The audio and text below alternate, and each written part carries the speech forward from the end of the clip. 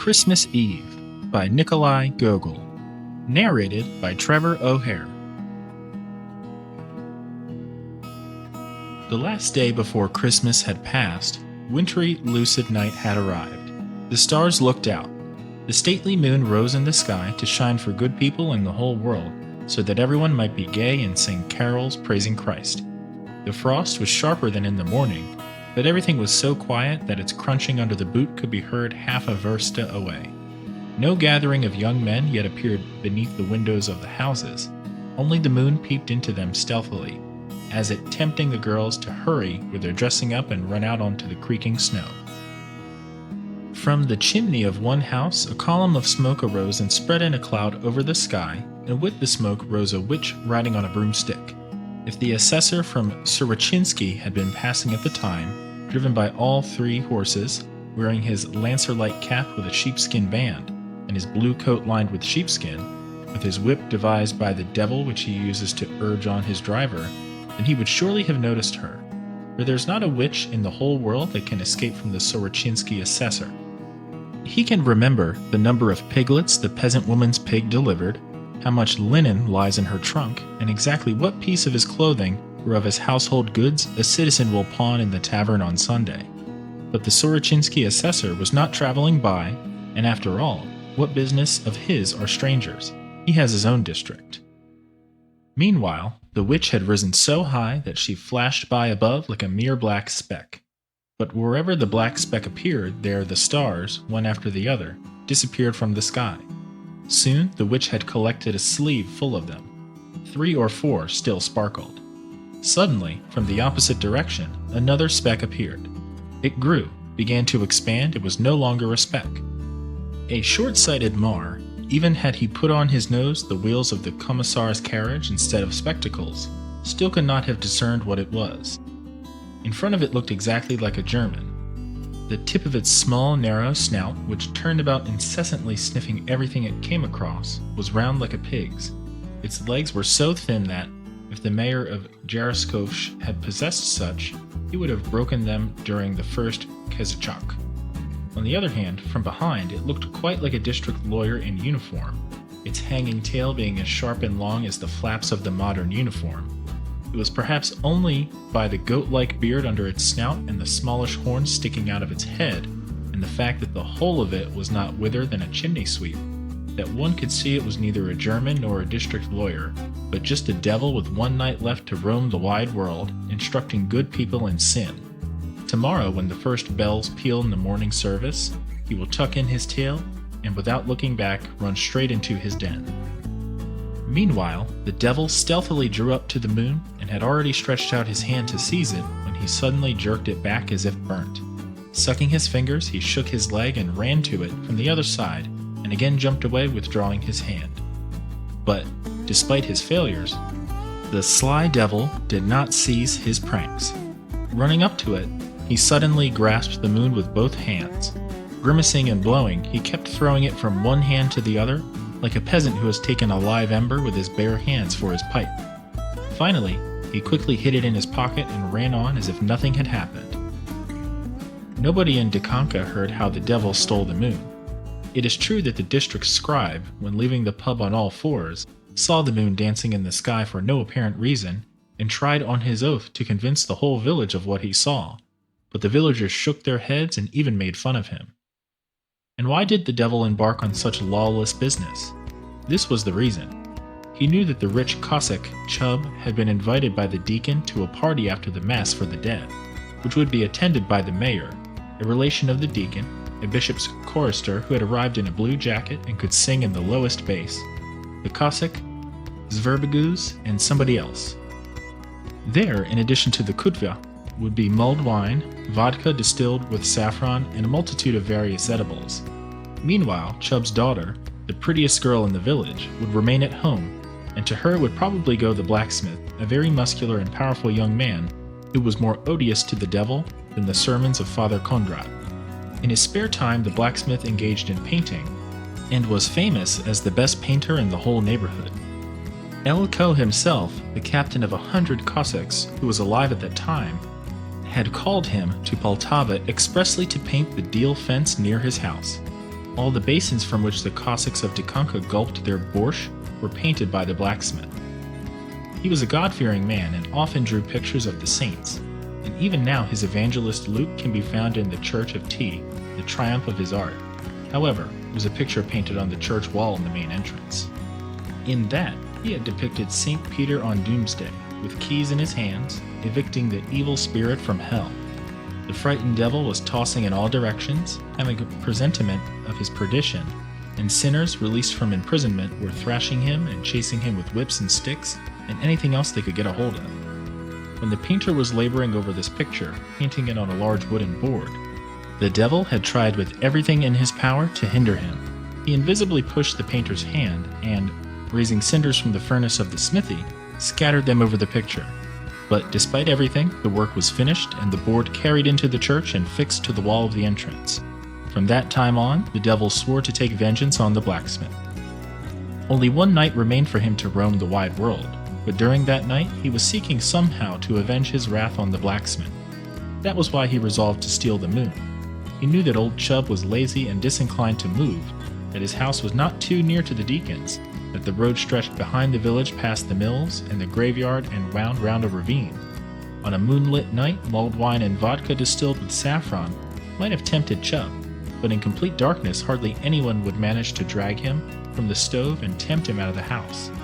And the blacksmith, who had been on bad terms with Chub for a long time, would never dare, despite his strength, to visit Chub's daughter in his presence. Indeed, as soon as the devil had hidden the moon in his pocket, it at once became so dark all over the world that few men could have found their way to the pub, let alone to the deacons.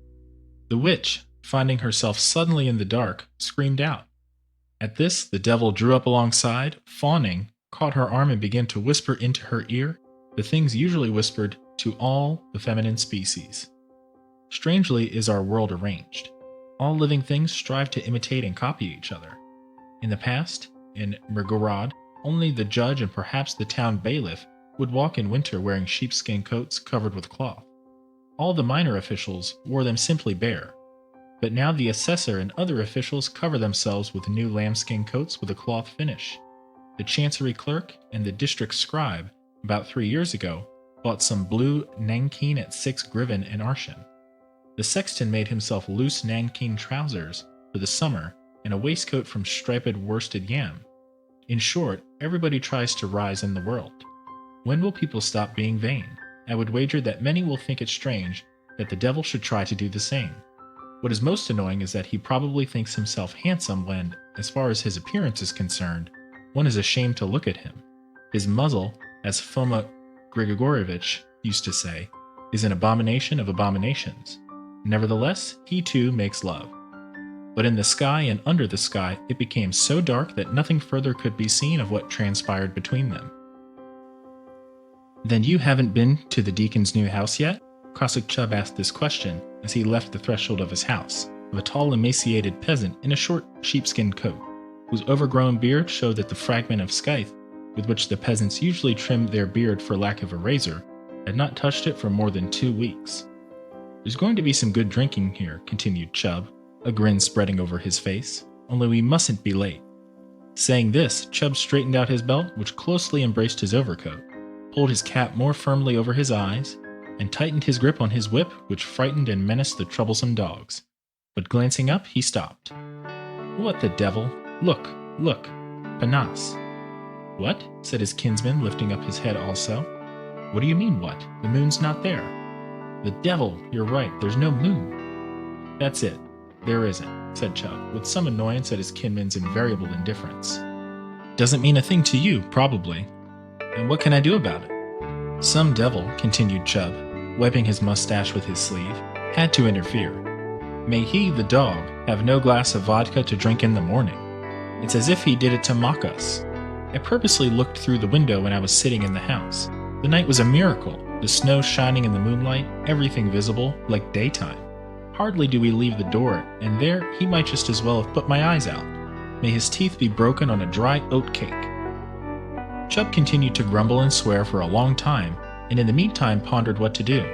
He was extremely eager to chatter at the deacons about all sorts of nonsense, where without any doubt the mayor was already sitting with the foreign bass, and the terrier Mikita, who's traveled every 2 weeks to Poltava to auctions and who played such tricks that all the villagers held their sides with laughter. Chub could already visualize the mulled wine standing on the table. All this was enticing, true, but the darkness of the night reminded him of that laziness which is so dear to all Cossacks.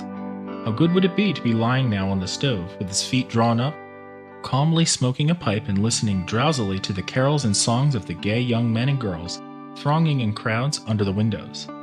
Had he been alone, no doubt he would have decided on the latter course, but now for the two of them, it would not be so dull or frightening to walk in the dark night. Moreover, after all, he did not want to appear lazy or cowardly to others. Having finished swearing, he again turned to his kinsman. "Well then, isn't there a moon, kinsman?" "No." "It's very strange, really. Give me a pinch of tobacco. Yours is nice tobacco, brother. Where do you get it?" "Nice. My foot," answers his relative, closing his birch bark snuff box, pricked with a design. "It won't make an old hen sneeze." "I can remember," continued Chub in the same tone, "the deceased publican, Zazolva, once brought me some tobacco from Niezhin. Eck, that was some tobacco. That tobacco was good. Well then, brother, what shall we do? It's dark in the yard." "Well, perhaps we'll stay home," uttered his relative, grasping the handle of the door. Had his kinsman not said this, then Chub would have probably decided to stay, but now something seemed to drive him to do the opposite. "No, friend, let's go." "Impossible. We've got to go." Having said this, he became annoyed with himself for having said it. It was very unpleasant for him to trail along on such a night, but he was consoled by the thought that it was his own deliberate decision and that he was not following anybody else's advice.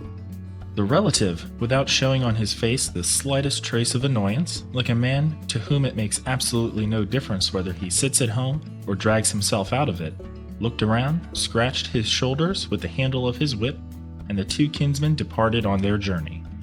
Now let us see what is happening to the beautiful daughter who had remained alone. Oksana was not quite 17, yet in almost all the world, on the other side of Dikanka, as well as this side of Dikanka, there was nothing but talk about her. The young men declared unanimously that there had never been a finer girl in the village and that there never would be. Oksana knew and heard everything that was said about her, and was as temperamental as behoves a beauty. Had she worn neither petticoat nor blouse, but just a dressing gown, she would still have surpassed all other girls.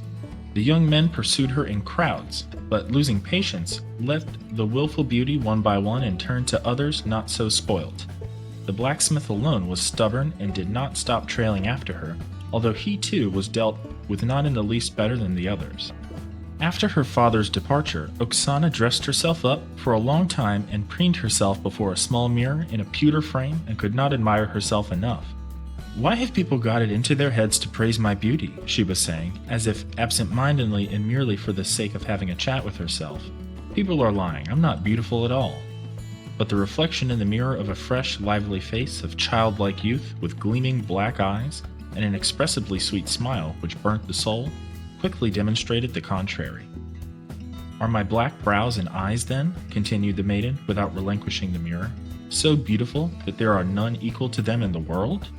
What is good about this turned-up nose, and these cheeks, and these lips? Are my black plaits really pretty? Ugh, they could be frightening in the evening. Like long snakes, they are coiled and twisted round my head. I can see now that I'm not beautiful at all." And removing the mirror a little further from herself, she exclaimed, "No, I am beautiful. Ah, how beautiful, wonderful! What joy I will bring to him whose wife I shall be! How my husband will admire me! He'll forget himself with joy. He'll smother me with kisses." "Strange girl," whispered the blacksmith who had entered quietly. "How little vanity she possesses. She stands for hours looking into the mirror and can't see enough of herself, and praises herself aloud in addition." "Yes, boy. Am I not too good for you? Look at me," continued the pretty minx. "How gracefully I walk. My blouse is embroidered with red silk, and what ribbons are on my head! You won't see a richer braid in all your life. All these have been bought for me by my father, so that the best young man in the world shall marry me." And smiling, she turned around and saw the blacksmith. She screamed, and then stopped with a stern expression before him. The blacksmith became quite crestfallen. It is difficult to describe the expression on the girl's slightly tanned face. There was sternness to be seen and contempt for the confusion of the blacksmith, and a faintly perceptible blush of annoyance. All this was so blended and was so indescribably lovely that you could have kissed her 1,000,000 times, which would have been the best thing to do. "Why have you come here?" began Oksana. "Do you want me to drive you out with a spade? You're all masters at driving up to us. You'll soon ferret out when our fathers aren't at home. Oh, I know you. Tell me, is my trunk ready?" "It will be ready, sweetheart. It will be ready after the holiday. If you only knew what pains I've taken over it. I haven't left the smithy for 2 nights. Not even a parson's wife will have such a trunk. I've used iron on the ironwork, such as I didn't even use on the captain's 2-wheeled cart when I worked in Poltava. And how it will be painted! Even if you walked the whole district on your little white feet, you wouldn't find anything like it. It will be covered with red and blue flour. It will shine like a flame. Don't be angry with me. Allow me at least to talk to you, at least look at you." "Who's stopping you? Talk and look." With this, she sat down on a bench and again glanced into the mirror and began to straighten out the plaits on her head. She looked at her neck, at her new blouse embroidered with silk. A subtle expression of self-satisfaction showed itself on her lips and her fresh cheeks and was reflected in her eyes. "Allow me to sit next to you," said the blacksmith. "Sit down," said Oksana, preserving on her lips and in her pleased eyes the same expression. "Wonderful, lovely Oksana. Allow me to kiss you," said the encouraged blacksmith, and pressed her to him, with the intention of gleaning a kiss. But Oksana turned away her cheek, as it almost touched the blacksmith's lips, and pushed him away. "What else do you want? When he has honey, he wants a spoon as well. Go away, your hands are harder than iron, and you smell of smoke. I should think you've stained me with your soot." Here, she held up the mirror, and again began to preen herself before it. "She doesn't love me," thought the blacksmith to himself, hanging his head. "It's all a game to her, and I stand before her like a fool, and can't take my eyes off her. And I could go on standing before her and would never remove my eyes from her. Strange girl. What I'd give to find out what's on her mind, whom she loves. But no, nobody matters to her. She admires herself, tortures me, wretched that I am, and I can't see the world through my longing. And I love her so much, as no man in the world has ever loved or will ever love." "Is it true that your mother is a witch?" asked Oksana, and began to laugh. And the blacksmith felt that inside him everything began to laugh. This laughter seemed to echo simultaneously in his heart and in his veins, and then annoyance rose in his heart, that it was not in his power to cover this lovely laughing face with kisses. "What do I care about my mother? You are mother and father to me and everything that's dear in the world. Had the Tsar summoned me and said, 'Blacksmith of Akula, ask me for the very best in my empire, I'll give it to you. I'll order you a golden smithy, and you shall forge with silver hammers,' I'd say to the Tsar, 'I don't want either precious stones or a golden smithy or your empire. Just give me my Oksana.' So that's what you're like. But my father isn't a fool either. You'll see, if he doesn't marry your mother," Oksana said, smiling roguishly. "But the girls haven't come. What does it mean? It was time for carol singing hours ago. I'm getting bored." "Leave them alone, my beautiful." "Certainly not. The boys will probably come with them. Then it'll become gay. I can imagine the funny stories they'll tell." "Are you merry with them, then?" "Merrier than with you." Ah, somebody knocked. Probably the girls and the boys. "Why should I wait any longer?" the blacksmith was talking to himself. "She mocks me. I am as dear to her as a rusty horseshoe. But if it's so, then at least I won't let someone else laugh at me. If only I can find out for certain who pleases her more than me, I'll teach." A knock at the door and a loudly sounding voice in the frost. "Open up," interrupted his meditations. "Wait, I'll open it myself," said the blacksmith, and left for the hall in a fury, intending to break the ribs of the first man he came across. The frost increased, and up above it became so cold that the devil skipped from one hoof to another and blew on his fists, seeking somewhat to warm his freezing hands. It is small wonder that he should freeze, who knocks around hell day and night, which as we know is not so cold as our Russian winter, and where, with his nightcap on and standing before the fireplace like a real eating-house keeper, he fries sinners with the same satisfaction as a peasant woman frying sausages for Christmas. The witch herself began to feel the cold, although she was warmly dressed. Therefore, raising her hands, she lifted up a leg, and in the posture of a man sliding on skates, she descended, without moving a muscle, through the air as from a steep icy mountain, and landed straight in the chimney. The devil departed after her in the same manner, but as this creature is more agile than any dandy in stockings, it's no wonder that he landed on the neck of his mistress at the very entrance of the chimney, where they both found themselves in the spacious stove among the pots. The lady traveler quietly pushed open the stove door to see whether her son Vakula had not invited some guests into the house. Perceiving that there was nobody there except some sacks which lay in the middle of the floor, she crept out of the stove, threw off her warm peasant coat, and straightened herself up, and nobody would have guessed that a minute before she had been riding on a broom.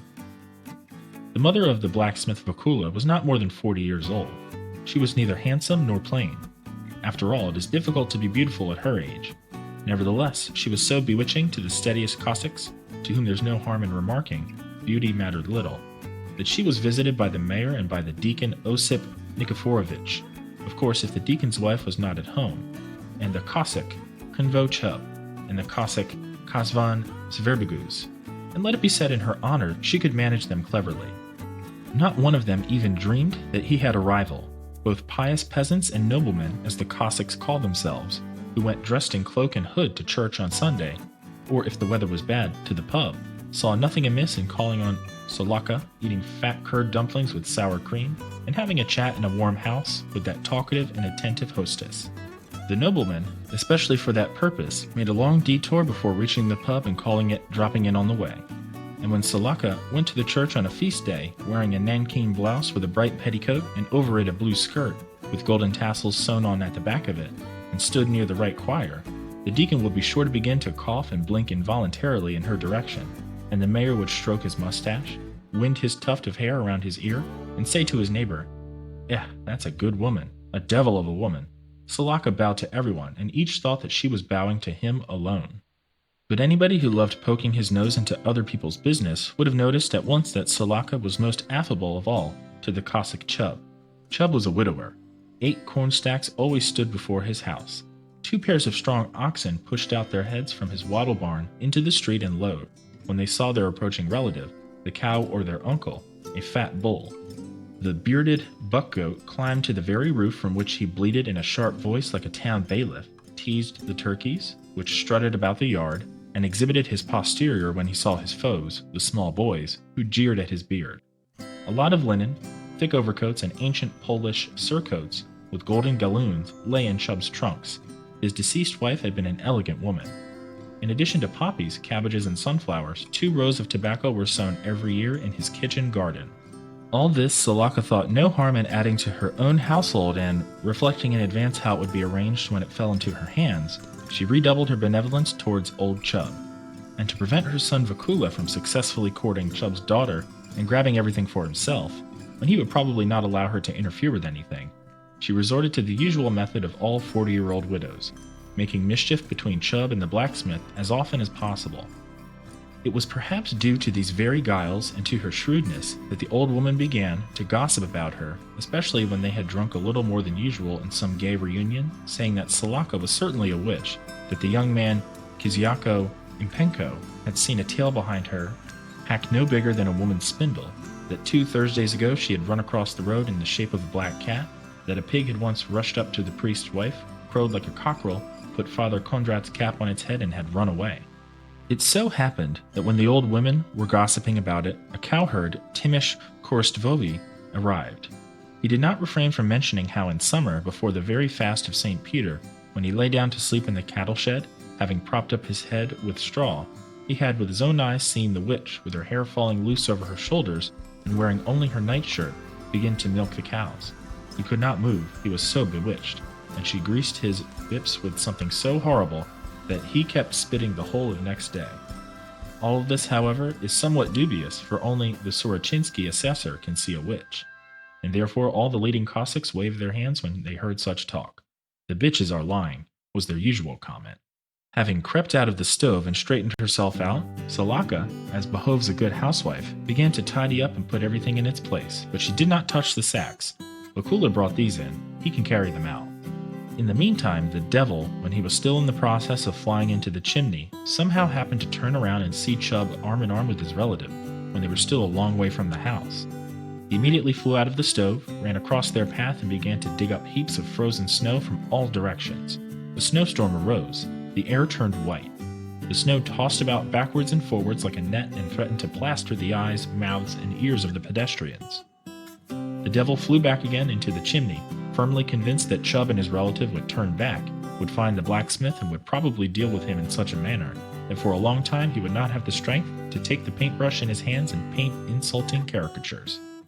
Indeed, hardly had the snowstorm risen and the wind begun to sting and hurt the eyes, than Chub expressed repentance and, pulling his hood deeper over his head, treated himself, the devil, and his relative to some swearing. As a matter of fact, this annoyance was only simulated. Chub was very pleased with the raging snowstorm. The distance to the deacons remained 8 times as long as they had walked. The travelers turned back. The wind blew at the back of their heads, but nothing was visible through the whirling snow. "Wait, brother. It seems we aren't going in the right direction," said Chub, stepping aside a little. "I can't see a single house. What a snowstorm. You, friend, turn a little to the side. See if you can't find the road, and in the meantime I'll look here.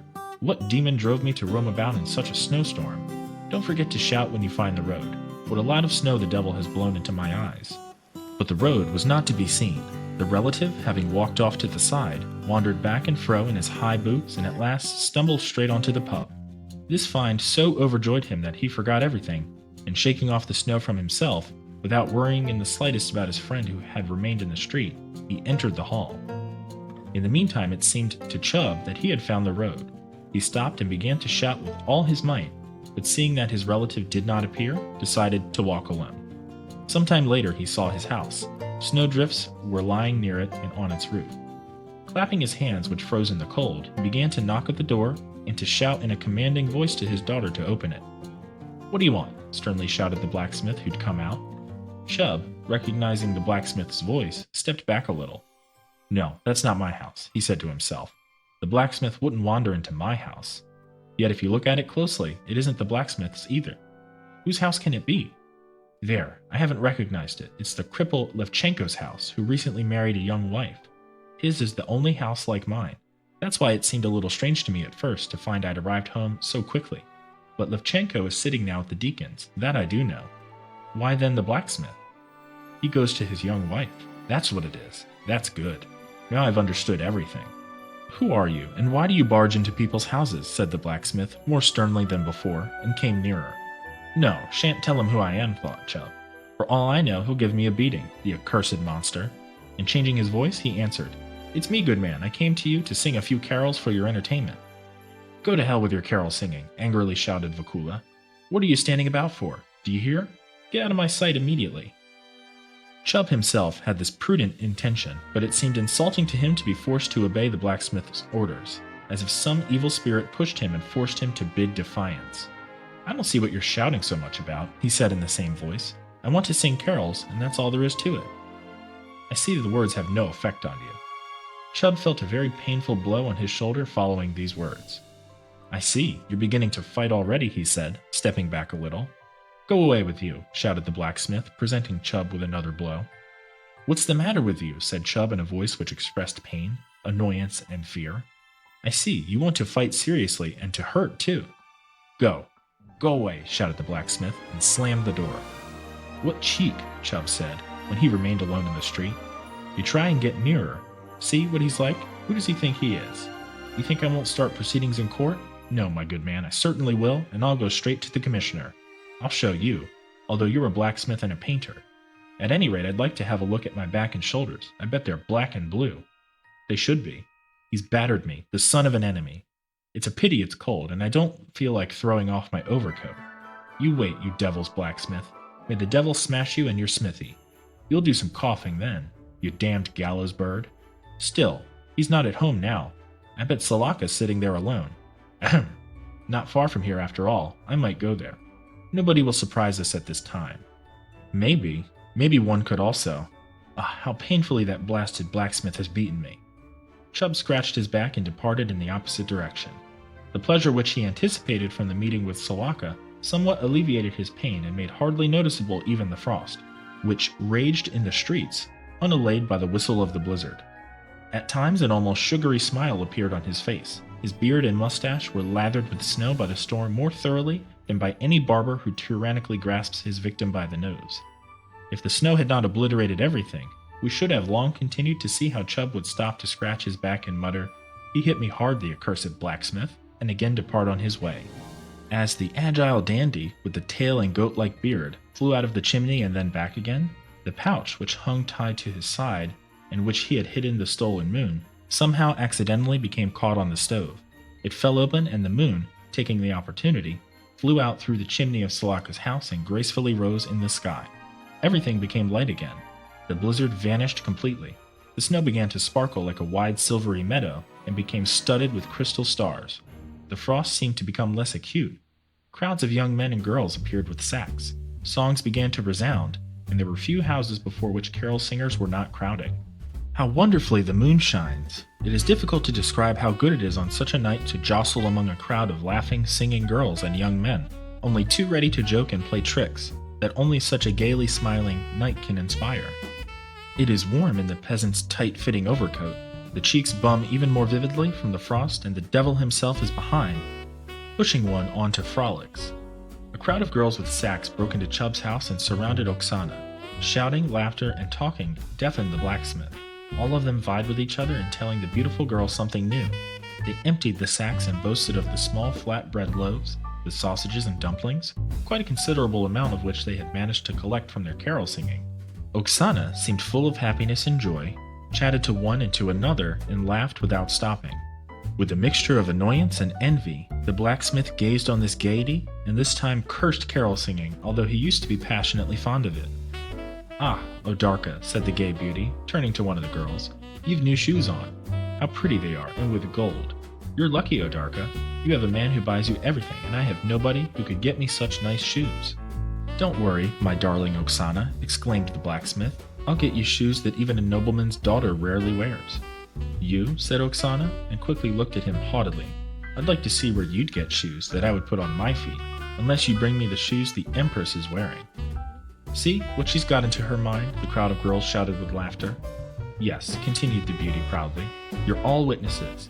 If the blacksmith Vakula brings me the shoes which the Empress is wearing, then here is my word that I'll marry him immediately." The girls led the capricious beauty away with them. "Laugh, laugh," said the blacksmith, leaving after them. "I too laugh at myself. I think and can't make out where my brains have got to. She doesn't love me. Well, I'll leave her alone. As if there were only one Oksana in the world. Thank God, there are many good girls beside her in the village. And what is Oksana? She'll never make a good housewife. She's only good at dressing up. No, it's enough. It's time to stop playing the fool." But just when the blacksmith intended to be resolute, some evil spirit carried past him Oksana's image, which said mockingly, "Get me, blacksmith, the Empress' shoes, and I'll marry you." He became agitated and thought only about Oksana and her alone. The crowds of carol singers, the men separate from the girls, hurried from one street into another, but the blacksmith walked and saw nothing, and did not take part in these gaieties which once he used to love more than any others. In the meantime, the devil's courting of Salaka became downright serious. He kissed her hand with the same mannerisms with which the assessor pays court to the priest's wife. He put his hand on his heart, sighed, and said frankly that if she would not consent to gratify his passion, and, as was usual, reward it, then he was ready to do anything, throw himself into the water, and dispatch his soul straight to hell. Salaka was not so cruel. Moreover, as is known, he played into her hands. Although she indeed liked to see a crowd dangling after her, and was seldom without any visitors, she had expected to spend that evening alone, as all the eminent inhabitants of the village had been invited to the dinner at the deacon's after the Mass for the dead. But everything took a different course.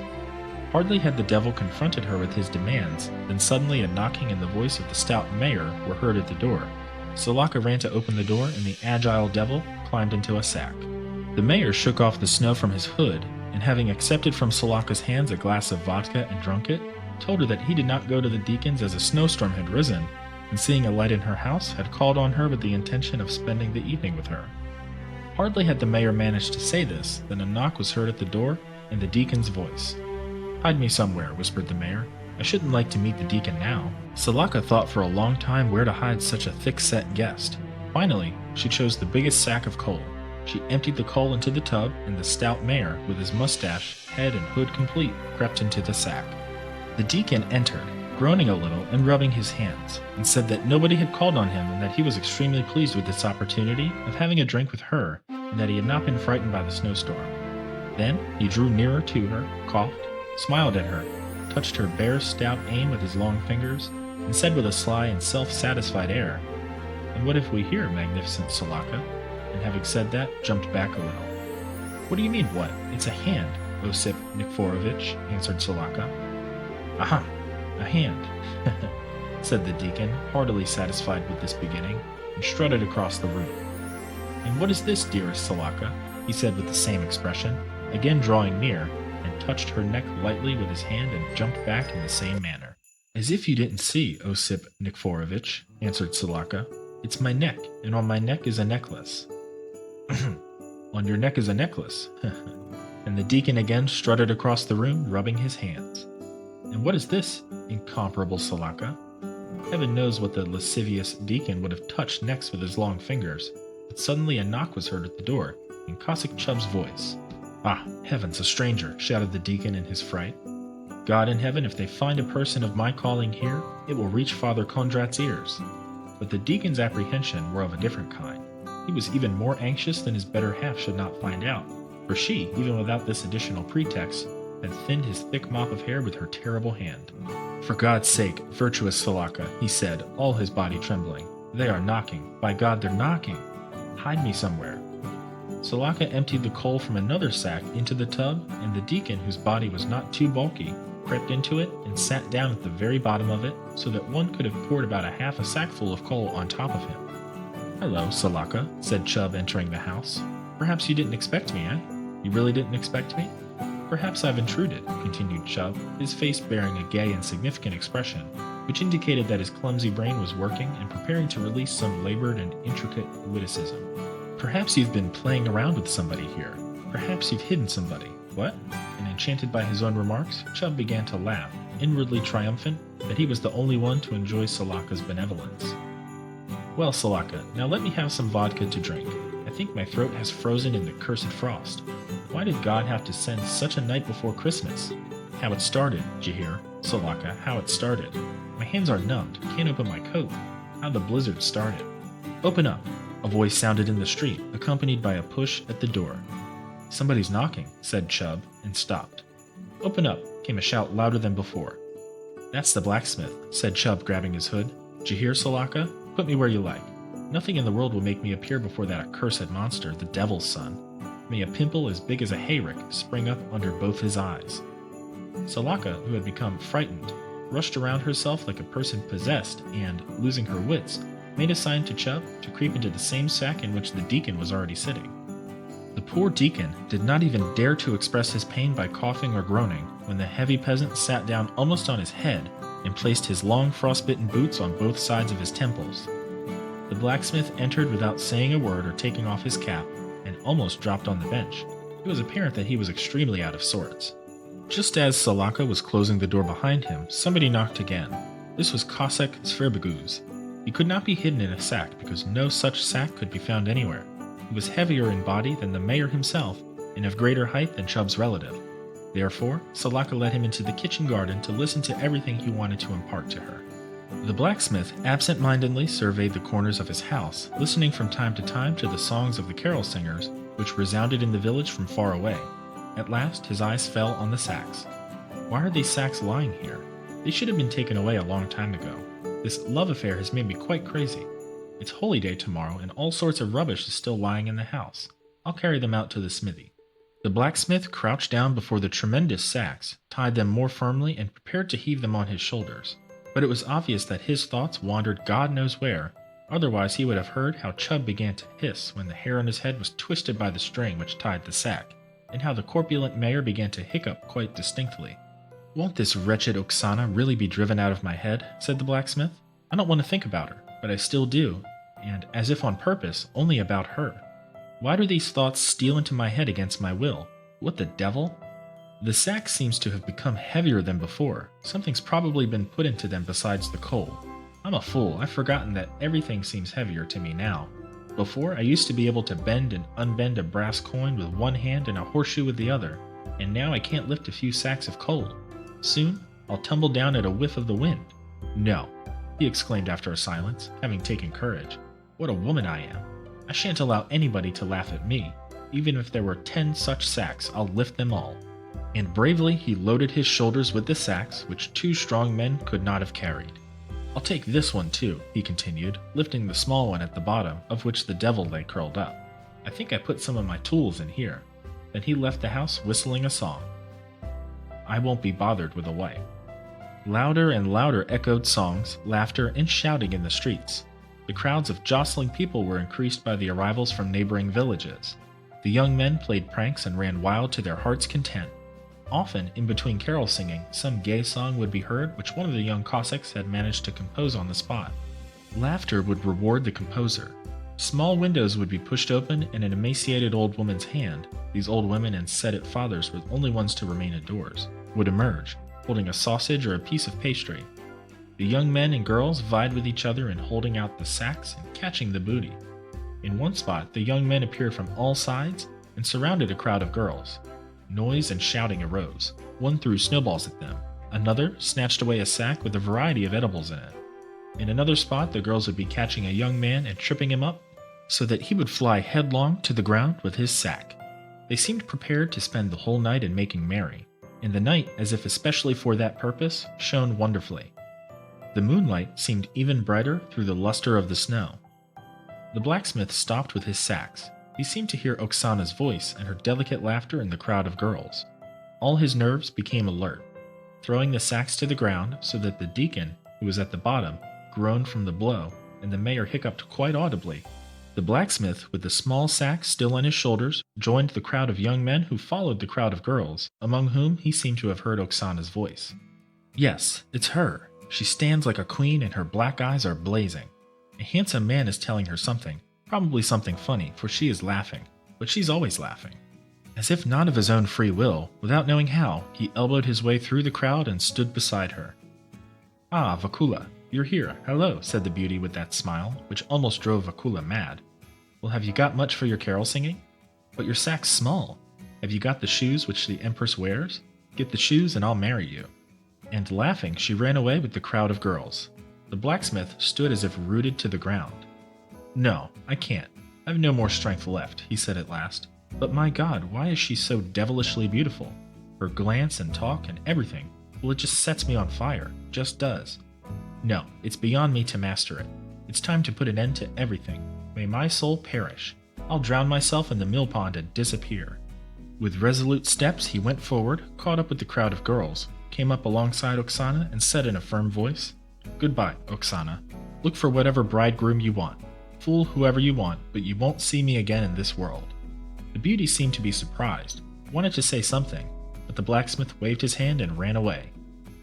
Where are you off to, Vakula? Shouted the young men, seeing the blacksmith begin to run. Goodbye, brothers, shouted the blacksmith in reply. God willing, we'll meet in the next world, but in this one, we're not meant to be married together. Goodbye. Don't bear me any ill will. Tell Father Kondrat that he should have a mass said for my sinful soul. I haven't painted the candles for the icons of Christ and the Holy Mother, sinner that I am, because of worldly occupations. All the things found in my big trunk are for the church. Goodbye. Having said this, the blacksmith again began to run, with the sack on his back. He's gone mad, said the young men. Lost soul, piously mumbled an old woman who passed by. I'll have to go and tell how the blacksmith hanged himself. In the meantime, Vakula, having run through several streets, stopped to get some breath. Really, where am I running to? He thought, as if everything was lost. I'll try one more remedy. I'll go to the Cossack from Zaporozhye, Big Belly Pakwik. They say he knows all the devils and can do whatever comes into his head. I'll go. My soul will be lost in any case. At this, the devil, who had been lying without moving for a long time, began to jump in the sack with joy, but the blacksmith decided that he had somehow caught at the sack with his hand and caused this movement. He hit the sack with his big fist, shook it with his shoulders, and departed to Big Belly Pakwik. This Big Belly Pakwik had indeed been a Cossack a long time ago. Whether he had been cashiered or had run away himself from Zaporozhye, nobody knew. For a long time, for 10 years or perhaps 15, he had been living in Dikanka. At first he lived like a real Cossack from Zaporozhye, did no work whatever, slept 3/4 of the day, ate enough for 6 haymakers, and drank almost a whole bucketful at one sitting. There was room for it, by the way, as Pakwik, despite his smallish nature, was quite massive in circumference. Moreover, the loose trousers which he wore were so wide that, however long his steps, his feet could not be seen, and he looked like a distillery vat moving in the street.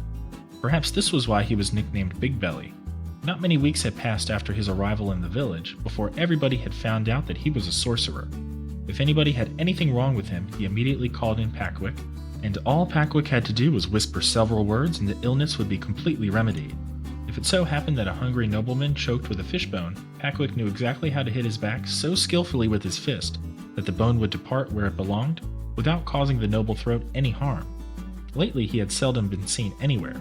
It was possibly caused by laziness, and perhaps also by the fact that it had become more difficult every year for him to squeeze himself out through the door. Consequently, the villagers had to come to him if they had need of him.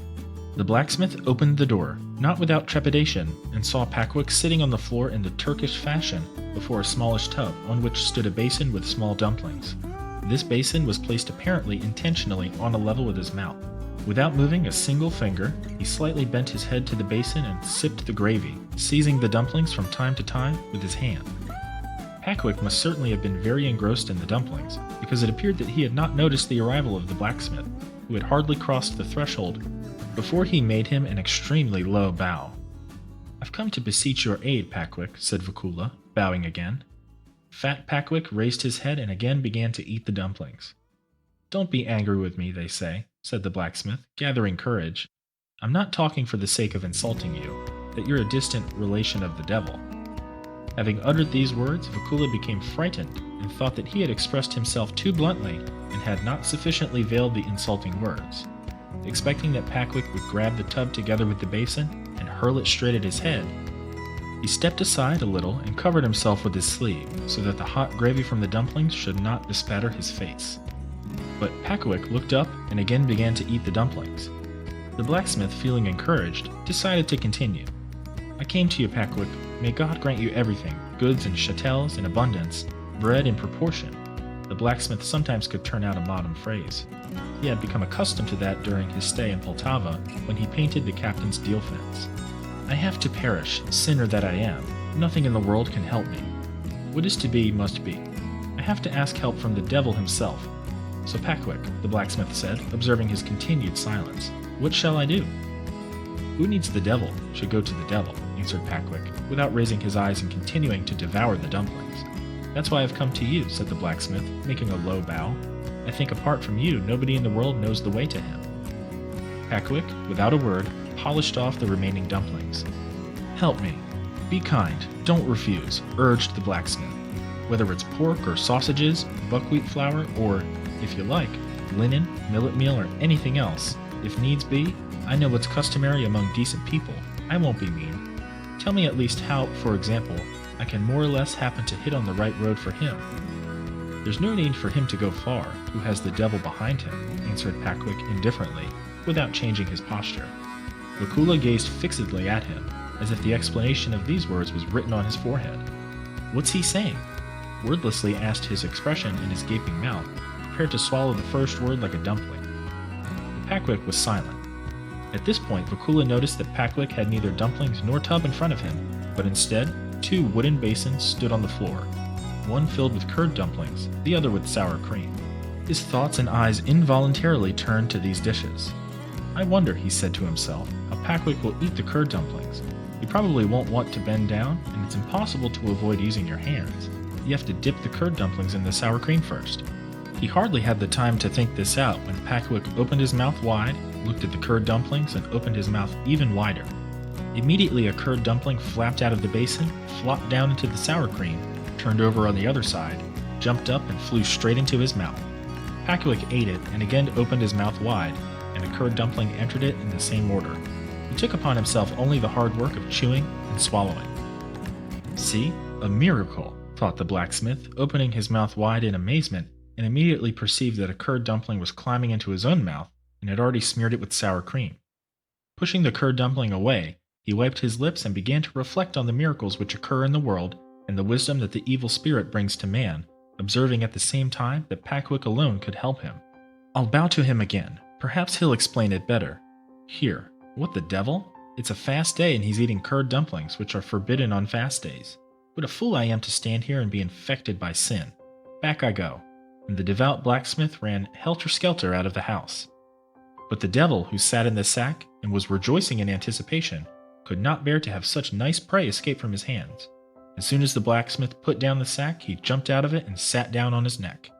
Goose pimples covered the blacksmith's skin, He became frightened and pale and did not know what to do.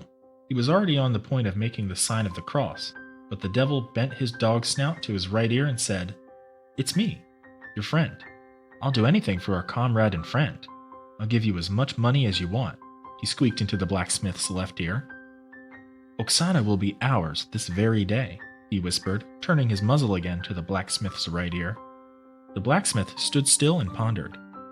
"So be it," he said at last. "For such a price I'll be yours." The devil clapped his hands and began to gallop with joy on the blacksmith's neck. "Now, the blacksmith is caught," he thought to himself. "And now I'll revenge myself on you, my friend, for all your paintings and lies which malign us devils. What will my comrades say now, when they find out that the most pious man in the whole village is in my hands?" Here the devil began to laugh with joy at the thought of how he would tease all the long-tailed tribe of hell, and how enraged would be the devil with the limp, who thought himself the best of them all at fibbing. "Well, Vakula," squeaked the devil, still without climbing down from his neck as if afraid that he might run away. "You know that nothing is done without an agreement." "I'm ready," said the blacksmith. "I heard that with you people one signs with blood. Wait then, I'll get a nail from my pocket." Here he put his hand behind him and seized the devil by the tail. "See, what a jester!" screamed the devil with laughter. "Well, that's enough. Leave off your pranks." "Wait, little pigeon," shouted the blacksmith, "and how will you like this?" As he said the last word, the blacksmith made the sign of the cross, and the devil became as quiet as a lamb. "You wait," said the blacksmith, dragging the devil down to the ground by his tail. "I'll teach you how to entice good people and honest Christians to sin." Here the blacksmith jumped on top of him and raised his hand with the intention of making the sign of the cross. "Have mercy, Vakula," piteously groaned the devil. "Everything you need, I'll do it all. Only release my soul for repentance. Don't put the terrible cross on me." "Ah, that's a new tune you're singing, you blasted German. I know now what to do. I'll ride on you straight away. D'you hear? And fly like a bird." "Where to?" said the sad devil. "To Petersburg, straight to the Empress." And the blacksmith became benumbed with fear as he felt himself raised into the air. Oksana stood for a long time, thinking of the blacksmith's strange talk. Inwardly something was telling her that she had treated him too cruelly. What if he really decides on something terrible? He might. Perhaps in his grief, he'll take it into his head to fall in love with someone else, and out of spite begin to call her the most beautiful girl in the village. But no, he loves me. I'm so beautiful. He won't exchange me for anything in the world. He's fooling me, pretending. 10 minutes won't pass, probably, before he comes to look at me. Perhaps I have been harsh. I'll have to let him kiss me, as if against my will. Won't he be pleased? And the fickle beauty proceeded joking with her girlfriends. "Wait," said one of them. "The blacksmith has forgotten his sacks. Look what terrific sacks they are. He's got more than we did for his carol singing.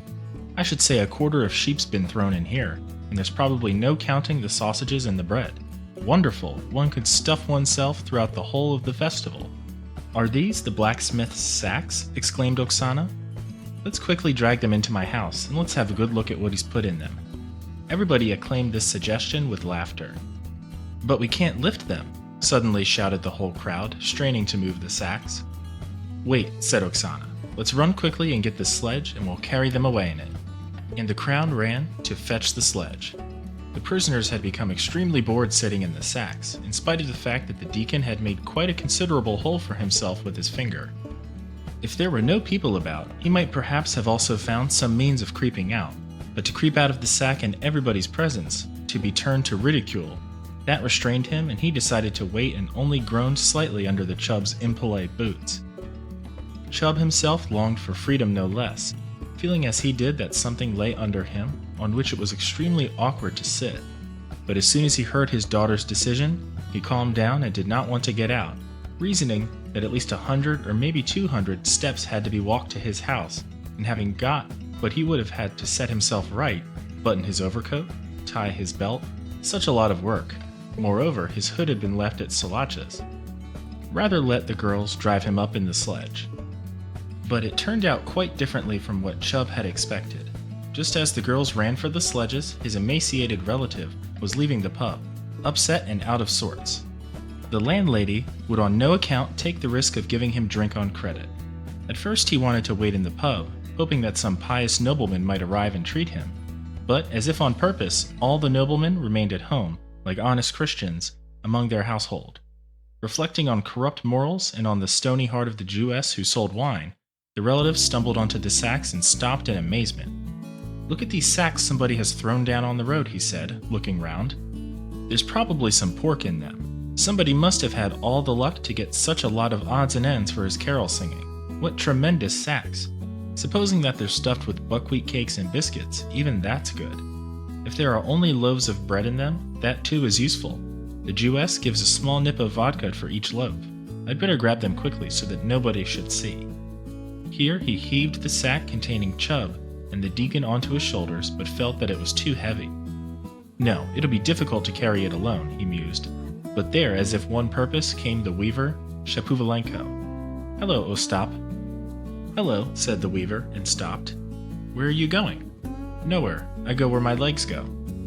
"Help me, there's a good chap, to carry the sacks. Somebody did some carol singing and then threw them in the middle of the road. We'll go 50-50. "The sacks? And what's in them? White or brown bread?" "I think there'll be a bit of everything there."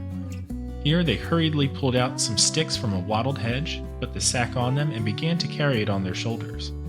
"Where shall we carry it then? Into the pub?" asked the weaver on the way. "That's what I thought, but the accursed Jewess won't believe us. She'll probably think we've stolen it somewhere. In any case, I've just left the pub. Let's carry it into my house.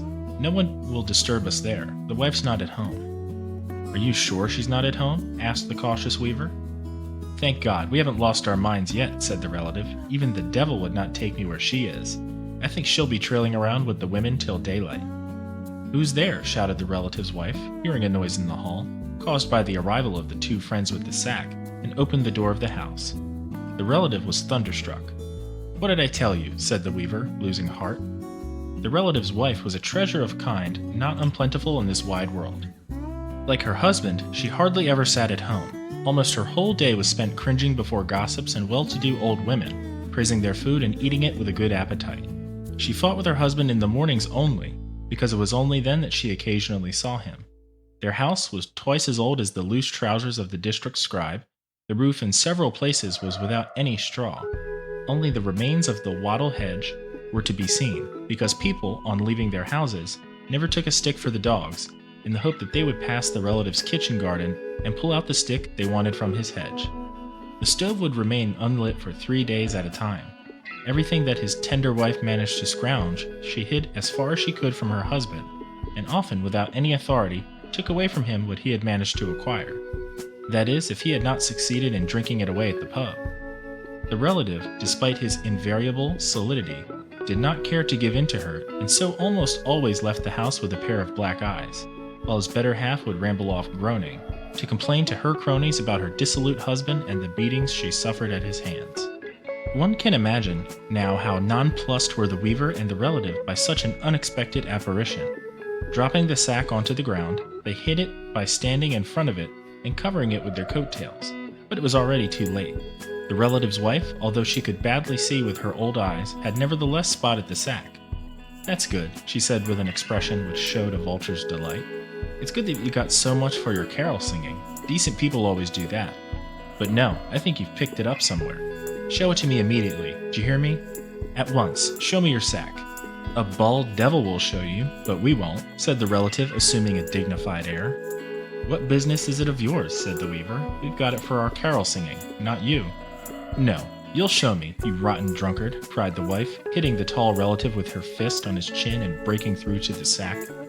But the weaver and the relative manfully defended it and forced her retreat.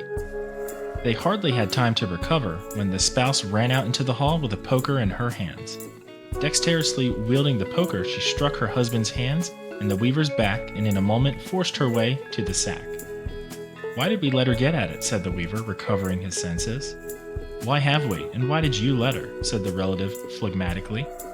"Your poker's apparently made of iron," said the weaver, after a short silence, during which he scratched his back. "Last year my wife bought a poker at the fair, gave 25 kopecks. That's not bad. Doesn't hurt." In the meantime, the triumphant wife put down the lamp on the floor, untied the sack, and looked into it. But apparently her old eyes, which had perceived the sack so readily, had deceived her this time. "There's a whole boar lying here," she exclaimed, clapping her hands with joy. "A boar! Did you hear that? A whole boar!" The weaver was nudging the relative. "It's all your fault." Can't be helped, said the relative, shrugging his shoulders. And why not? What are we standing about for? Let's snatch the sack away. Come on, attack! Go away, go, it's our boar, shouted the weaver, stepping forward. Get out of here, devilish woman. These aren't your goods, said the relative, coming nearer. His wife seized the poker again, but in the meantime Chubb had crept out of the sack and stood in the middle of the hall, stretching himself like a man who has just awoken from a long sleep. The relative's wife screamed when her hands touched his coat, and all of them involuntarily opened their mouths wide. What a fool she is! A boar, she says. That's not a boar, said the relative, his eyes protruding. See what a man has been thrown into the sack, said the weaver, retreating in his fright. Say what you wish till you burst, but it can't have happened without the evil spirit. He couldn't have squeezed himself through the window. That's my relative, exclaimed the relative, having a good look. And who did you think it was? Said Chubb, laughing. Haven't I played a good trick on you? I bet you probably wanted to eat me instead of pork. You wait, I'll give you a nice surprise. Something is lying in the sack. Even if it's not a boar, it's probably a piglet or some poultry or other. Something kept on moving under me the whole time. The weaver and the relative rushed to the sack. The hostess of the house clawed it from the opposite side, and the fight would have been resumed if the deacon himself, seeing that there was now nowhere for him to hide, had not scrambled out of the sack. The relative's wife became stupefied and released her hands from the leg by which she had begun to drag the deacon out of the sack. There's another in it too, the weaver screamed with fear. The devil knows what the world is coming to. My head's going round. Neither sausages nor bread, but people are being thrown into the sacks. That's the deacon, said Chubb, who was more amazed than all the others. There you are. That's what you are, Saloka. Puts into sacks. That's why I looked. Her whole house is full of sacks. Now I know everything. In every one of her sacks, 2 people are sitting. And I thought that I was the only one. There you have Salaka. The girls were somewhat surprised when one sack was not to be found. Nothing to be done. We've enough as it is, lisped Oksana. They all seized the sack and heaved it onto the sledge. The mayor decided to keep quiet. He reasoned that if he began to shout for them to release him and untie the sack, the silly girls would run away thinking the devil was in it, and he would be left in the street, perhaps till the next day. In the meantime, the girls, all of them holding hands, flew like the wind with the sledge over the crunching snow. Many of them played about and would sit down in the sledge. Others would climb even on the mayor himself. The mayor decided to bear everything. At last they arrived, opened wide the doors of the sledge and of the house, and laughing, dragged in the sack. Let's see what's lying in it, they all shouted, rushing to untie it. Here the hiccuping, which had not stopped tormenting the mayor throughout his sojourn in the sack, had increased so much that he began to hiccup and cough violently. Oh, there's somebody inside it. Everyone began to shout and started to rush out of the house. What the devil? Where are you running like people possessed? Said Chubb, entering the house. Ah, father, said Oksana, there's somebody sitting in the sack. In the sack? Where did you get the sack? The blacksmith threw it in the middle of the road, everybody said in a chorus. So that's it. What did I say? Thought Chubb, and said, Why did you get frightened? Let's have a look. Well, villain, forgive us for not addressing you by your full name. Get out of the sack. The mayor did. Ah, screamed the girls. So the mayor climbed in as well, thought Chubb to himself, nonplussed, eyeing him from head to foot, and said aloud, That's what it is. He could not say anything more. The mayor himself was not less confused and did not know how to begin. It's probably cold outside, he asked, addressing Chubb. It's freezing a bit, answered Chubb. And allow me to ask you, what do you grease your boots with? Would it be fat or tar? He did not want to say this. He wanted to ask, How did you, mayor, get into the sack? And could not understand himself how he pronounced something quite different. Tar's better, said the mayor. Well, goodbye, Chubb, and shoving his hood deeper on his head, left the house. And why did I, fool that I am, ask him what he greases his boots with? Said Chubb, gazing at the door through which the mayor had left. Well, well, Salaka, to put such a man into a sack. What a devil of a woman. And I, the fool. And where is the blasted sack? I threw it into a corner. There's nothing else in it, said Oksana. I know those jokes. Nothing else there. Give it to me. There's someone else sitting in it. Shake it well. What? There isn't? What an accursed woman! And to look at her, like a saint, as if she never touched meat during Lent. But let us leave Chubb to vent his annoyance at his leisure, and let us return to the blacksmith, because it is now probably 9 o'clock. At first, Vakula was frightened. especially when he rose from the ground to such a height that he could no longer see anything beneath him and flew like a fly, under the very moon, so that if he had not bent down a little he would have brushed it with his cap. Nevertheless, he soon gathered courage and before long began to tease the devil. He was highly amused by the devil's sneezings and coughings whenever he removed the cypress wood crucifix from his neck and moved it near him. Purposely, he would raise his hand to scratch his head, and the devil, thinking that the sign of the cross was about to be made over him, flew even faster. Everything was light, high above. The air was transparent in the light silvery mist. Everything was visible. He saw a sorcerer whiz past them riding on a pot, the stars in whirling crowds playing hide and seek, a swarm of spirits gathered in a cloud. He saw a devil dance in the moonlight, and the latter, perceiving the blacksmith galloping past, raised his cap. He saw a broom speed on its way back, having apparently just conveyed a witch to her destination. They met various other scum. Seeing the blacksmith, they all stopped for a minute to look at him and then once more resumed their former occupation. The blacksmith flew on, and suddenly Petersburg began to glitter before him as if on fire. For some reason or other, Petersburg was illuminated on that occasion. The devil, having flown over the barrier, turned himself into a horse, and the blacksmith saw himself on a spirited steed in the middle of a street. Heavens, what a din, roar, glitter! On both sides rose four-storied walls. The clatter of horses' hooves and of wheels echoed like thunder and resounded from all sides. The houses grew and seemed to spring up from the earth at every step. Bridges trembled, coaches flew, cabmen and postilions shouted. The snow whistled under thousands of sledges which raced along in all directions. Under the houses, studded with lanterns, pedestrians, pressed close, appeared to be squeezed together, and their huge shadows twinkled up the walls, their heads topping the chimneys and the roofs. In amazement, the blacksmith gazed around him. It seemed to him that all the houses turned their innumerable fiery eyes at him and stared.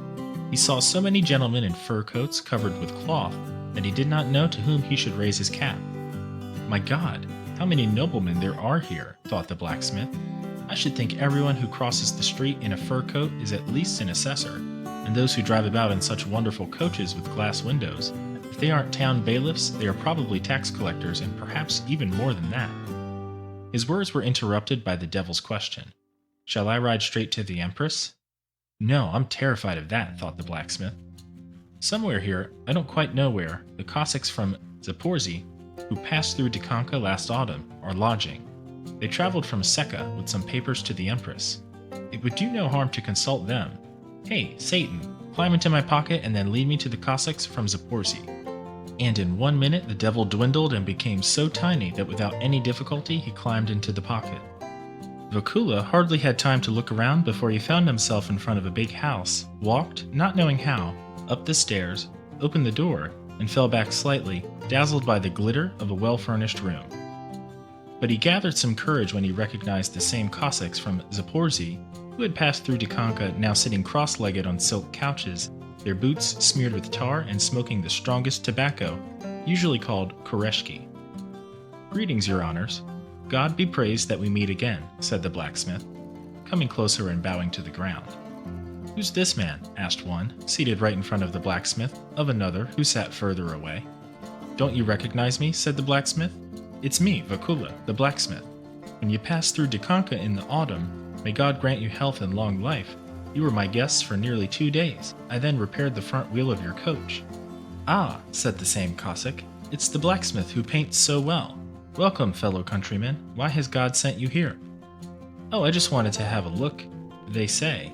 Well, compatriot, said the Cossack, assuming a dignified air and desiring to prove that he too could speak Russian as well as Ukrainian. What, big town? The blacksmith, too, did not want to disgrace himself and show himself a country bumpkin. Moreover, as we had occasion to see above, he himself knew the cultured tongue. Noble district, he answered coolly. Fine indeed, houses, big, pictures, good everywhere. Many houses written on with a letter of gold leaf to extreme. Nothing to be said against it, wonderful proportion. When the Cossacks heard the blacksmith expressing himself so fluently, they drew a conclusion very favorable to him. We'll talk to you some more later, compatriot, but now we're off to see the Empress. To the Empress? Ah, do me a favor.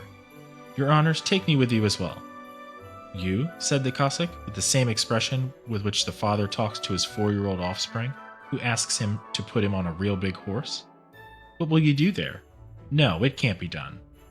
At this, his face assumed an important expression. "Brother, we are to talk with the Empress about our own affairs." "Take me," insisted the blacksmith. "Ask," he whispered quietly to the devil, hitting his pocket with his fist. Hardly had he said this when another Cossack said, "Let's take him, brothers." "Perhaps we really should," said others. "All right then, but put on the same clothes as ours." The blacksmith hurriedly pulled on a green jacket, and then suddenly the door opened, and a servant in galloons said it was time to go. Again, it seemed strange to the blacksmith to be racing in a huge coach and to bounce on its springs, while on both sides 4-storied houses ran past him, and the thundering pavement seemed to unroll under the horse's feet. "My God, what a world," thought the blacksmith. "At home it's not as light as this even in the daytime." The coaches stopped before the palace. The Cossacks stepped out, entered a magnificent hall, and began to ascend the brilliantly illuminated staircase. "What a staircase," whispered the blacksmith to himself. "It's a shame to walk on it. What ornaments! They say fairy tales lie. The devil they do. My God! What banisters, what workmanship! 50 rubles worth of iron alone must have gone into it." Having scrambled up the stairs, the Cossacks passed through the first chamber. The blacksmith followed them timidly, fearful at every step of slipping on the parquet floor. They passed through 3 chambers. The blacksmith still did not cease to marvel. When they entered the 4th chamber, the blacksmith involuntarily approached a picture hanging on the wall. It depicted the Holy Virgin and the Infant. "What a picture! What wonderful painting," he discoursed. "It seems to speak, to be alive. And the Holy Child, it presses its little hands to its heart and smiles, poor little thing. And the colors, God Almighty, what colors! There must be more than a kopek's worth of ochre alone in it, full of greens and reds, and how pale blue burns! Magnificent work. The background has probably been painted with the most expensive paint. Still, amazing as this painting is, this brass handle," he continued, approaching the door and feeling the lock, "is worthy of even greater admiration. What a pure finish! I bet it's all been done by German blacksmiths at an enormous price."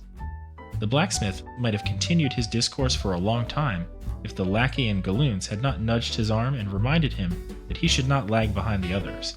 The Cossacks crossed another 2 chambers and stopped. Here they were ordered to wait. The chamber was crowded with generals in uniforms embroidered with gold. The Cossacks bowed in all directions and gathered in a group. A minute later, there entered a somewhat heavy man of imposing height in a hetman's uniform and dapper yellow boots. He was followed by a whole retinue. His hair was disheveled, one eye was slightly askew. His face displayed a haughty dignity, and his every movement was expressive of command. All the generals, who had been strutting rather arrogantly in their gold uniforms, began to bustle about, continually bowing. They endeavored to catch every word he uttered and studied his slightest movement, prepared to fly immediately, to gratify his smallest wish. But the hetman paid hardly any attention to their efforts, nodded his head briskly, and went up to the Cossacks. All the Cossacks bowed to the ground. "Are you all here?" he asked with a drawl, pronouncing the words with a faintly nasal accent. "Yes, father, all," answered the Cossacks, bowing again. "Don't forget to speak as I taught you." "No, father, we won't forget." "Is that the Tsar?" asked the blacksmith of one of the Cossacks. "The Tsar? More than that, it's Potemkin himself," he was told.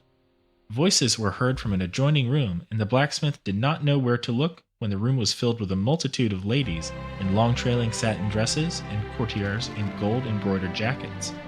His eyes were dazzled by the glitter, and he could see nothing else. All the Cossacks suddenly fell to the ground and began to shout in chorus, "Pardon us, mother, pardon us." The blacksmith, too, not knowing why, stretched himself out with all his ardor on the floor. "Rise," spoke above them a commanding and, at the same time, charming voice. Some of the courtiers became agitated and began to nudge the Cossacks. "We won't rise, mother, we won't. We'll die, but we won't rise," shouted the Cossacks. Potemkin was biting his lips. At last he came up himself and whispered commandingly to one of the Cossacks. The Cossacks rose. At this, the blacksmith, too, dared to raise his head and saw before him a woman of medium height, almost corpulent, powdered, blue-eyed, and with an expression at once majestic and winsome, which nothing could resist, and which could belong only to one reigning woman. "His Highness promised to acquaint me with those of my people whom I have not yet seen," the lady with the blue eyes said, surveying the Cossacks with curiosity. "Are you well looked after here?" she continued, coming nearer. "Yes, thank you, mother. Provisions are given good ones, although the sheep here aren't the same as ours in Zaporozhye. Why shouldn't we live somehow?" Potemkin knitted his eyebrows, perceiving that the Cossacks were speaking quite differently from what he had taught them. One of the Cossacks, gathering courage, stepped forward. "Have mercy, mother. What has your loyal people displeased you with? Have we held the land of the vile Tartar? Have we come to any agreement with the Turks? Have we been disloyal to you in deed or thought? Why then are we in disfavor?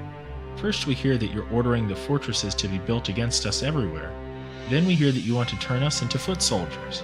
Now we hear of new disasters. What is the crime of the Cossack army? Is it because it led your forces over the Perekop and helped your generals to break the Crimeans?" Potemkin was silent and with a tiny brush negligently polished the diamonds which studded his hands. "What is it you wish then?" solicitously asked Catherine. The Cossacks looked at each other meaningly. "Now's the time. The Empress asks you what you want," said the blacksmith to himself, and suddenly dropped to the ground. "Your Royal Highness, don't punish me by death. Pardon me. What are the shoes made of on your feet? May your Royal Highness forgive me for asking. I should think there's not one shoemaker in any kingdom in the world who can make them like this. My God, if only my wife could have such shoes to put on." The Empress laughed. The courtiers laughed too. Potemkin knitted his eyebrows and smiled at the same time. The Cossacks began to nudge the blacksmith, wondering whether he'd not gone mad. "Rise," said the Empress graciously. "If you wish so much to have such shoes, then it's not difficult to procure them.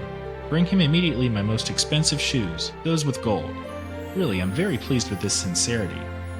Here," continued the Empress, directing her look at the gentleman with a fat, slightly pale face, who stood aside from the others in whose modest jacket with large mother-of-pearl buttons denoted that he was not to be numbered among the courtiers, "is a subject worthy of your witty pen. Your Imperial Highness is too gracious. This requires at least a La Fontaine," answered with a bow the man with the mother-of-pearl buttons. "Upon my honor, I'll tell you, I'm still enchanted by your brigadier. You read wonderfully well. However," turning again to the Cossacks, the Empress continued, "I've heard that in your Secha nobody ever marries." "How's that, mother? You know yourself a man can't live without a wife," answered the same Cossack who had spoken to the blacksmith. And the blacksmith was amazed to hear that this Cossack, knowing the cultured tongue so well, was talking to the Empress as if on purpose, in the crudest dialect, usually called the peasants. Sly people, he thought. He probably does it on purpose. "We're not monks," continued the Cossack, "but sinful people. Like all honest Christians, we can't resist meat in Lent.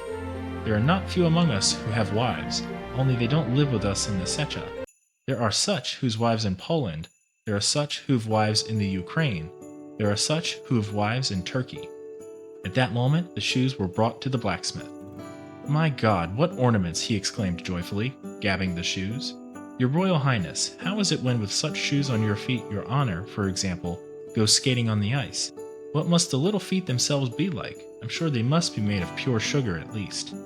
The Empress, who indeed had the slimmest and most delightful little feet, could not help smiling, hearing such a compliment from the lips of the naive blacksmith, who himself in his Cossack clothes would pass as a very handsome man despite his swarthy face. Delighted with such gracious attention, the blacksmith was on the verge of questioning the Empress thoroughly about everything. Was it true that Tsars ate only honey and pork fat, and such like? But, feeling the Cossacks nudge him, he decided to keep quiet. And when the Empress, turning to the old men, began to ask them how they lived in the Secha, what their customs were, he slipped back, bent down to his pocket, and said quietly, "Carry me out of here quickly," and suddenly found himself outside the city gates. "He has drowned himself. I swear he has. May I never move from this spot if he hasn't drowned himself," lisped the weaver's fat wife, standing in a crowd of Dikanka's women in the middle of the street. "What, am I a liar or what? Have I stolen anybody's cow? Have I cast an evil spell over anybody? That there's no trust put in me?" shouted a woman in the Cossack's jacket with a violent nose, waving her hands. "May I never thirst for a drink of water if old Perpichika hasn't seen with her own eyes how the blacksmith hanged himself." "Has the blacksmith hanged himself? You don't say," said the mayor, leaving Chubb's house. He stopped and pushed nearer to the talkers. "You'd better wish that you'll never thirst for vodka, you old drunkard," answered the weaver's wife. "One has to be as mad as you to hang oneself. He's drowned himself in the mill stream. I know that as well as I do. You've just come from the pub." "You hussy, see what she reproaches me with," answered the woman with a violent nose in a rage. "She ought to keep quiet, good for nothing that she is. Don't I know that the deacon visits you every evening?" The weaver's wife turned crimson. "What deacon? Who does he go to? Why are you telling lies?" "The deacon," cried the deacon's wife, who wore a fur coat of rabbit skins covered with blue nankeen, and pushed herself nearer to the quarreling women. "I'll show you the deacon. Who said the deacon?" "And that's the one the deacon visits," said the woman with the violet nose, pointing to the weaver's wife. "So it's you, you bitch," said the deacon's wife, ready to attack the weaver's wife. "You're the witch who casts spells over him and gives him an evil potion to make him come to you." "Get away from me, Satan," the weaver's wife said, retreating. "Look at the accursed witch. May she expect children and never see them. Villainess." Here the deacon's wife spat right into the weaver's wife's eyes. The weaver's wife wanted to do the same thing herself, but instead spat into the unshaven beard of the mayor, who, in order to hear everything better, had edged his way right up to the quarreling women. "Ah, filthy woman," the mayor began to shout, wiping his face with his lapel and raising his whip. This movement caused everybody to scatter in all directions, swearing. "What a filthy woman," repeated the mayor, continuing to wipe himself. "So the blacksmith has drowned himself. My God! And he was such a good painter. What fine knives, scythes, and plows he could turn out. What strength he had. Yes," he continued, becoming thoughtful. "There are few such people in our village, so that's why, when I was still sitting in that blasted sack, I noticed the poor fellow was very much down in the mouth. That's the blacksmith. He was, and now he is no more. And I intended to have my dappled mare shoed." And filled with such Christian thoughts, the mayor quietly trudged back to his house.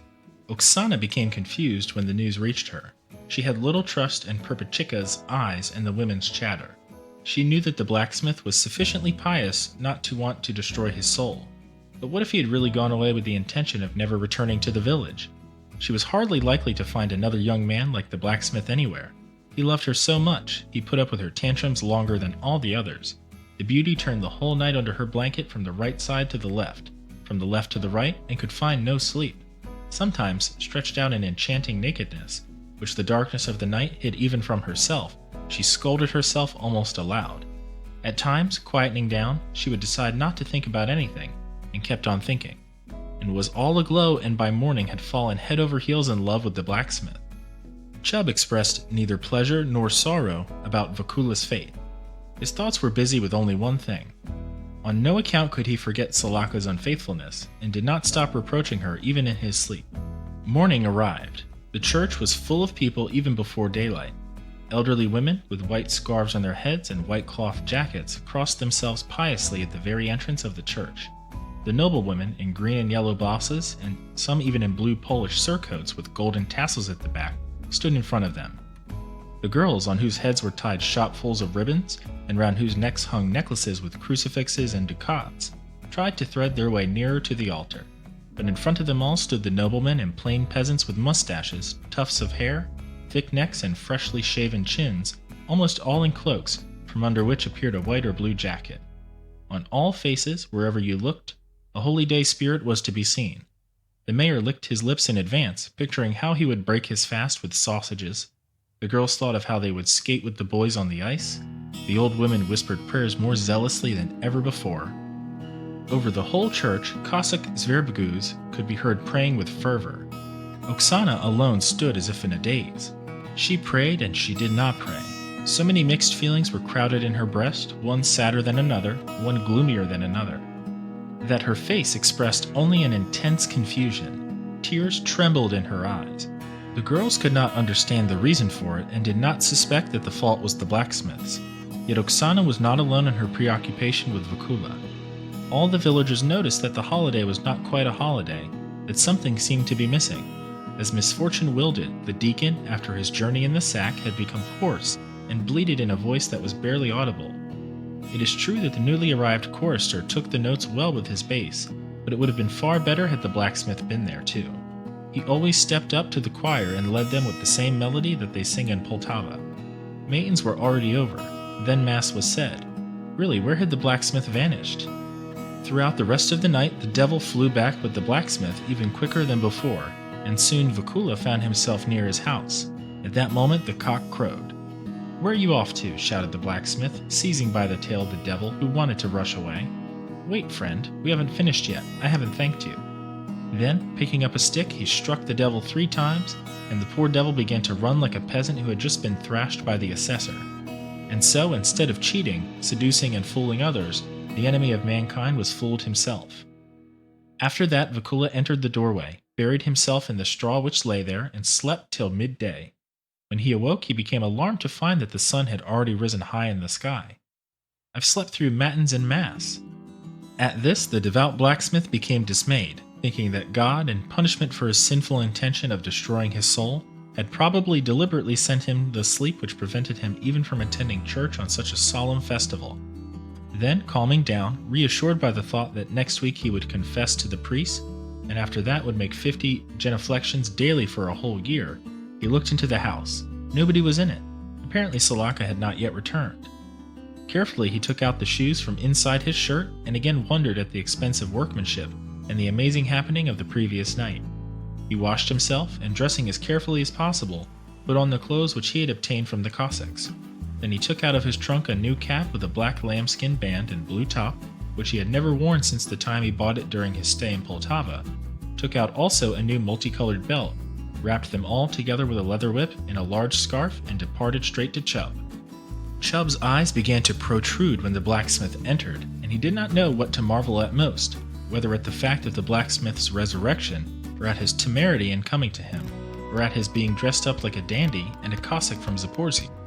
But Chub was even more amazed when Vakula untied the scarf, and, putting before him a new hat and a belt, such as had never been seen before in the village, dropped to his feet and said in an imploring voice, "Have mercy, Father, don't be angry with me.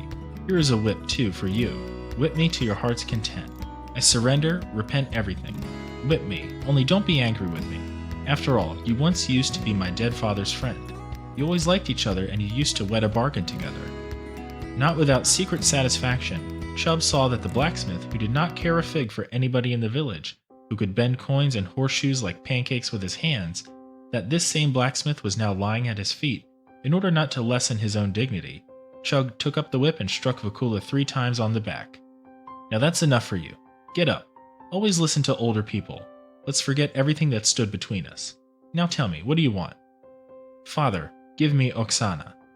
Chub thought for a short time, looked at the cap and at the belt. The cap was wonderful, the belt no less. He remembered about the faithless Salaka and said resolutely, "All right, send matchmakers." "Aye," screamed Oksana, crossing the threshold and seeing the blacksmith. She fixed her eyes on him with amazement and joy. "Look what shoes I've brought you," said Vakula, "the same ones that the Empress wears." No, I don't need any shoes," she said, waving her hand and without removing her eyes from him. "Even without the shoes, I'd—" She did not finish and blushed.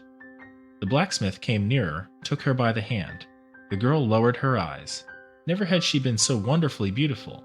The enraptured blacksmith quietly kissed her, and her face began to glow even more, and she became even more beautiful. The archdeacon, blessed be his memory, traveling through Dikanka, praised the place on which the village stands. As he passed through one of the streets, he stopped before a new house. "And whose is this house, which is so beautifully painted?" asked the most eminent of a beautiful woman who stood near the door, with a child in her arms. "The blacksmith Vakula's," Oksana answered, bowing, for it was Oksana herself. Nice work," said the most eminent, surveying the doors and windows. All the window frames were painted red, and on the doors everywhere were painted Cossacks on horseback with pipes in their teeth. But the most eminent praised Vakula even more, when he discovered that in fulfillment of his penance, Vakula had, without charge, painted the whole of the left choir green with red flowers. Still, that is not all. On the side of the wall, as you enter the church, Vakula painted a picture of the devil in hell, so repulsive that no one could pass it without spitting, and the women, when the child in their arms would begin to cry, would hold it up to the painting and would say, "Look at the nasty picture," and the child, holding back its little tears, would gape at the picture and press closer to its mother's breast. The end.